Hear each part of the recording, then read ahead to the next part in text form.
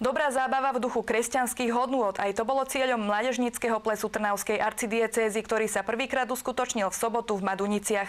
Ples otvoril trnavský arcibiskup Robert Bezák, ktorý prevzal záštitu nad celým večerom. Plesu predchádzala slávnostná svätá omša. Prvý ročník arcidiecézneho mládežníckeho plesu je pokračovaním mládežníckeho plesu, ktorý sa už 4-krát konal v nedalekých Krakovanoch. Ten organizovali občianske združenie Koráb nádeje a Komisia pre mládež Trnavskej arcidiecézy. A keby to bolo, keď sme urobili diecézny ples a že by sme troška spojili mládež aj z iných dekanátov, nielen z regiónu Piešťany.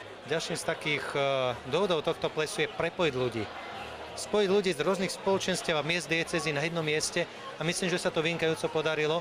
Aj keď bol ples určený pre kresťanov, otvorený bol pre všetkých. Po slávnostnej omši v Madunickom kostole Narodenia Panny Márie sa v kultúrnom dome stretli mladí ľudia z Piešťan, Krakovian, Hlohovca či Bratislavy.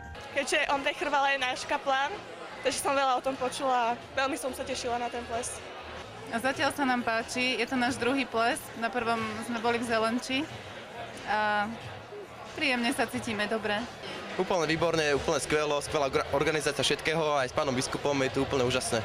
Tak sme si povedali, že ideme sa pozrieť na mládežnícky ples, ako sa zabáva mládež. Organizátori sa snažili plesom ukázať, že život kresťanskej mládeže nie je striktne len o duchovných veciach, ale aj o radosti zo života vyjadrenej slušnou zábavou. Ale aby aj mladí kresťania ukázali, že dokážu sa radovať zo života, lebo naozaj ten život pekne žijú. Vnímam to možno, že troška ako taký koníček na jednej strane, aj možnosť byť s mladými alebo s ľuďmi aj trošku z inej strany, nie len teraz spoza oltára. Že oni sa vedia slušne zabaviť, bez alkoholu, bez nadávok, bez nejakých hlúpych slov, tak ozaj na úrovni, ako sa na ples patrí.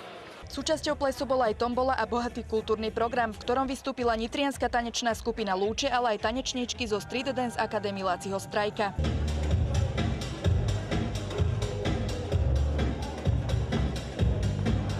Organizátori veria, že diecézny mládežnícky ples sa stane tradíciou. Z Madunic pre televíziu Karpaty Veronika Chrvalová a Eva Berecová.